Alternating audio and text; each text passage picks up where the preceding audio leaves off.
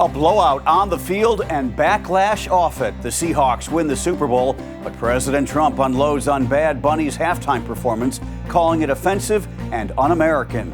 Plus, a desperate plea as the clock is about to run out. Savannah Guthrie and her siblings again beg for their mother's return, with the second ransom deadline now just hours away. And fallout grows after a racist video targeting the Obamas. Why Trump says he won't apologize, even as pressure builds from both parties. The stories that matter, clear and credible, from across the country to around the world. These are your unbiased updates from Straight Arrow News. Good morning, I'm Craig DeGrelli. Super Bowl 60 may be over. Between a dominant Seattle Seahawks win, a history-making halftime show, and sharp reaction from President Trump, it's a night that is still driving conversation this morning. Let's start with the game. The Seahawks swarming defense stepping up with sacks, fumbles, and interceptions to carry the team to a 29-13 victory over New England. It's the second Lombardi Trophy for the team in its history. Kenneth Walker III becoming the first running back to win the Super Bowl MVP award in nearly 30 years. He had 135 yards rushing. Much of the post-game buzz has centered on halftime and the reaction it sparked. Puerto Rican superstar Bad Bunny made history as the first Latin solo artist to headline the Super Bowl halftime show.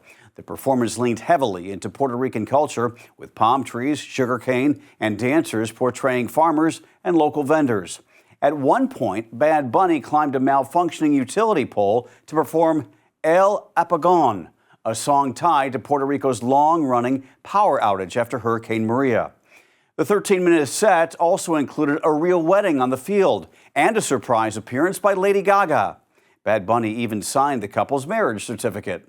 There was also an appearance from fellow Puerto Rican artist Ricky Martin. Bad Bunny also presented his Grammy Award, which he won last week, to a young boy, while his speech played in the background. In that speech, Bad Bunny spoke out against ICE and the Trump administration's anti-immigration efforts. Trump, who had already opposed Bad Bunny headlining the show, posted on Truth Social during the broadcast that the performance was, quote, one of the worst ever and an affront to the greatness of America, and mocking the Spanish language songs by saying, nobody understands a word this guy is saying. He added that the show was, quote, a slap in the face to our country. The search for Savannah Guthrie's mother in Arizona is entering a critical day as investigators return to the field and a key ransom deadline arrives. Law enforcement was back at Nancy Guthrie's home in Tucson on Sunday with sheriff's vehicles and investigators seen around the property as the case now moves into its 8th day. Authorities were also spotted over the weekend outside the home of Guthrie's daughter, Annie, a sign investigators are widening their work across multiple locations tied to the family. All of that comes as a second deadline tied to a purported ransom note is set to pass later today. According to reporting from a local CNN affiliate, the note demands $6 million and threatens Guthrie's life if the payment is not made by 5 p.m. There are still no named suspects. Over the weekend, Guthrie's children released a new public plea, their most direct yet, saying they are prepared to pay for their mother's return. We received your message, and we understand. We beg you now to return our mother to us so that we can celebrate with her. This is the only way we will have peace. This is very valuable to us, and we will pay. Investigators have said the decision to pay any ransom ultimately rests with the family, while law enforcement continues advising them behind the scenes. Authorities believe Nancy Guthrie was abducted from her home last weekend. DNA testing previously confirmed blood found on the porch was a match for her, and officials have said she needs daily medication. The fallout continues this morning after President Trump shared and later deleted a racist video depicting former President Barack Obama and former First Lady Michelle Obama as apes. The video was posted to Trump's Truth Social account late Thursday and remained online for about 12 hours before being taken down. The White House blamed the post on a staffer, but on Friday, the president took responsibility and made clear he will not apologize. A number of Republicans are calling on you to apologize for that post.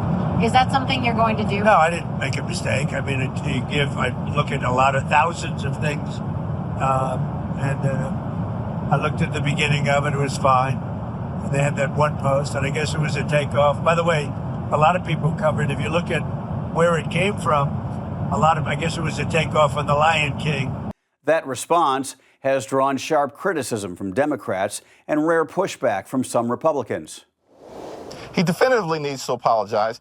It was a disgusting video, and the president was rightly and appropriately and forcefully denounced by people all across the country, Democrats and even a handful of Republicans who finally showed some backbone in pushing back against the president's malignant, bottom feeder-like behavior. Sometimes in our public discourse, it is best to just say, I'm sorry. I take the White House at their word that this was a mistake. But at the end of the day, given the history of our nation, given the insensitivities with some of the stereotypes that have long been promulgated to attack African Americans, I think it's imperative to recognize that and meet the moment. The NAACP called Trump's decision to share the video, especially during Black History Month, a stark reminder of how Trump and his followers truly view people, adding, "We'll remember that in November." The backlash comes at a sensitive political moment for the president. Trump made notable gains with black voters in the 2024 election, winning about 15% of the black vote, nearly double his share from 4 years earlier. But recent polling shows his approval among black Americans has declined since taking office. Some Republicans worry this episode could undercut those gains heading into the midterm elections, especially as Democrats seize on it as part of a broader pattern. A Venezuelan opposition leader is missing this morning, just hours after his release from prison. Allies say armed men kidnapped him in Caracas. Authorities claim he violated the terms of his release. They took opposition figure Juan Pablo Guanipa overnight from a residential neighborhood of Caracas, according to opposition leader Maria Corina Machado. Machado says heavily armed men in civilian clothes arrived in multiple vehicles around midnight and seized Guanipa by force. Guanipa had been freed earlier Sunday after more than 8 months in detention. Following his release, he spoke publicly, saying he believed the country had completely changed and urged supporters to continue pushing for a free and democratic country. In a video posted after leaving prison, Guanipa also called for the release of other political prisoners and described the current government as illegitimate. The seizure comes as Venezuela's interim government, led by acting President Delcy Rodriguez, continues a limited prisoner release program launched after U.S. forces captured former President Nicolas Maduro earlier this year. Venezuelan authorities now say they were seeking court approval to place Guanipa under house arrest, alleging he violated the terms of his release, though they have not publicly said what those violations are. New information this morning on the so-called Epstein files. A deep review by the Associated Press of newly released Justice Department records confirms that Jeffrey Epstein sexually abused underage girls, but found no evidence of a broader sex trafficking ring involving powerful men, as some conspiracy theories have claimed.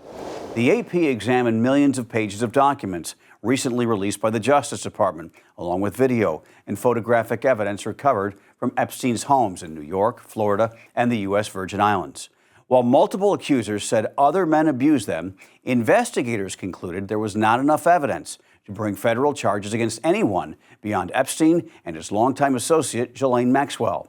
Federal prosecutors did confirm that Epstein, who pleaded guilty in 2008 to soliciting an underage girl, served time and was later arrested again in 2019, sexually abused Virginia Giuffre, one of his most prominent accusers. But according to an email cited by the AP from former Assistant U.S. Attorney Maureen Comey, investigators found no photos or videos showing victims being abused by others, no images implicating additional men, and no evidence supporting charges beyond Epstein and Maxwell. Maxwell is slated to appear from prison later today before the House Oversight Committee. Her lawyers say she will plead the Fifth. Members of Congress will begin reviewing unredacted Justice Department files today as well. Finally this morning, Team USA is off to a fast start at the Winter Olympics, already stacking up 2 gold medals. The first gold belongs to Breezy Johnson, who who powered through the women's alpine downhill, becoming the second American woman ever to win Olympic gold at the event. Johnson finished in 1 minute, 36.10 seconds, edging Germany's Emma Eicher by 0.04 of a second. But the race also delivered a scary moment. This was really a terrible shame. Skiing legend Lindsey Vonn, competing at 41 years old and racing with a really bad knee injury, crashed just 13 seconds into her run. She was airlifted to a hospital and later underwent surgery for a leg fracture. Officials say she's in stable condition. Meanwhile, Team USA delivered again on the ice. The Americans successfully defended their figure skating team event gold, narrowly beating Japan, with quad god Ilya Malinin attempting, get this, a total of 5 quad jumps. Wow. And the medal count is just getting started. The Winter Games continue through February 22nd, with more chances ahead for Team USA to add to the haul. And with NFL football finally over, I think I'll get a chance to watch some of those games. Just so much going on this weekend. You can only watch so much, right? All right. Before we head out, here's what we're tracking today.